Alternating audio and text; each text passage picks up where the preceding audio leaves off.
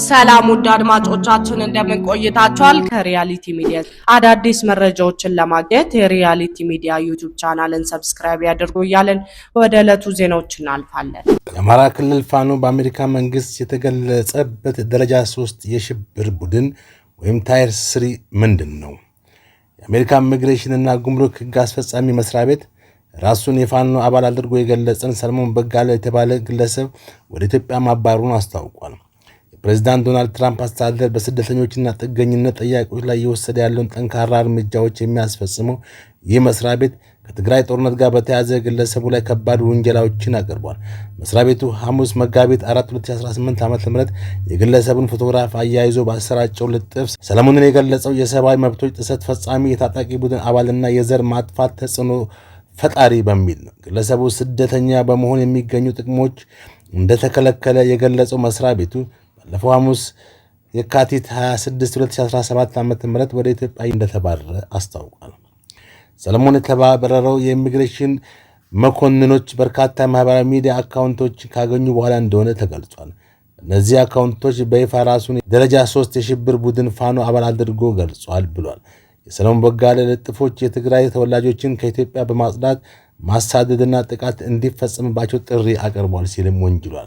በፌስቡክ ላይ ከ100,000 በላይ ተከታዮች ያሉት ሰለሞን የትግራይ ተወላጆች ላይ ጥቃት እንዲፈጸም አነሳስቷል ከተባሉ የማህበራዊ ሚዲያ ልጥፎች ጋር በተያያዘ ስሙ ሲነሳ የመጀመሪያው አይደለም።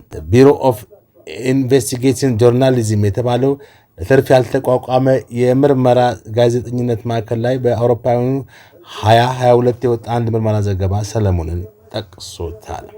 ዘገባው ፌስቡክ የማህበራዊ ሚዲያ አክቲቪስቶች ከትግራይ ጦርነት ጋር በተያያዘ ኢትዮጵያ ውስጥ ብሔር ተኮር ግድያ እንዲፈጸም እንዲያነሳሱ አስችሏል በሚል ከተጎጂዎች ስለቀረበት ክስ ያትታል።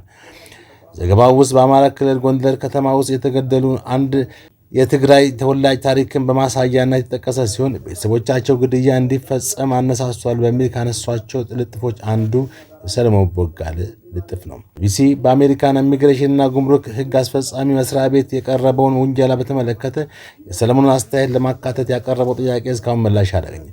ይሁን እንጂ ሰለሞን ሐሙስ ምሽት ሀበሻ ለተባለው የበይነ መረብ መገናኛ ብዙሃን በሰጠው ቃለ ምልልስ የቀረበበትን ክሶች ውድቅ አድርጓል። ሰለሞን ለ2 ወር ገደማ ታስሮ ወደ ኢትዮጵያ መባሩን ያረጋገጠ ሲሆን በቁጥጥር ስር የዋለው ለጥገኝነት ተጠያቂ ቀጠሮ ወደ ፍርድ ቤት በሄደበት ወቅት እንደሆነ ተናግሯል።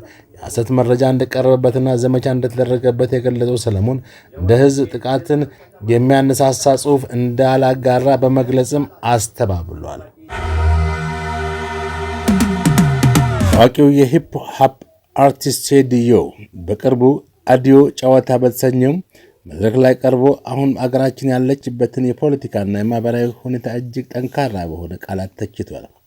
በተለይም ቴዲዮ በንግግር ውስጥ አሁን ያለውን ዘመን የለውጥ ሳይሆን የነውጥ ጊዜ ነው በሚል በግልጽ ገልጾታል። ለዚህ እንደ ምክንያት ያነሳው ደግሞ የሰው ልጅ መኖር ያለበት በፈጣሪ ፈቃዱን ሳለ አሁን ግን ሰው አስፈቅደን የምንኖርበት ዘመን ላይ መድረሳችንን ነው ይላል። ለመኖርና ላለመኖር የሆነ ሰው መፍቀድ አለበት በማለት የዜጎች ህልውና አደጋ ላይ መውደቁን በድፍረት ተናግሯል።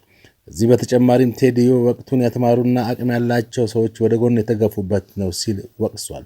ማፈር የማይችሉና ሰገጥ የሆኑ ሰዎች መድረኩን እንደተቆጣጠሩት በማንሳትም ከሰገጥክ ስልጣን ትይዛለህ፣ እንዲሁም ምንም ማድረግ ትችላለህ በማለት የአሁኑን አሰራር አብራርቷል። አባቱን የማይሰማና ጥፋት ነው ሲባል የማይቀበል ትውልድ ለሀገርም ሆነ ለአካባቢ ጠንቅ ነው ሲልም አሁን ያለውን የፖለቲካ አካሄድ አጥብቆ ተችቷል። እሱ ሁሌም ከህዝብ ጎን መሆኑን እና የትኛውም አይነት ጦርነት እንደማይደግፍም አሳስቧል። ቴዲዮ ውድ ቤተሰቦች፣ ቴዲዮ ያነሳቸውን እነዚህን ሀሳቦች ለመኖር ሰው ማስፈቀድ የለውሳውን የነውጥ ጊዜ መሆን እንዴት ታያዩታላችሁ? ቴዲዮ የህዝቡን የልብ ትርታ ተናግሯል ብላችሁ ታስባላችሁ ወይ?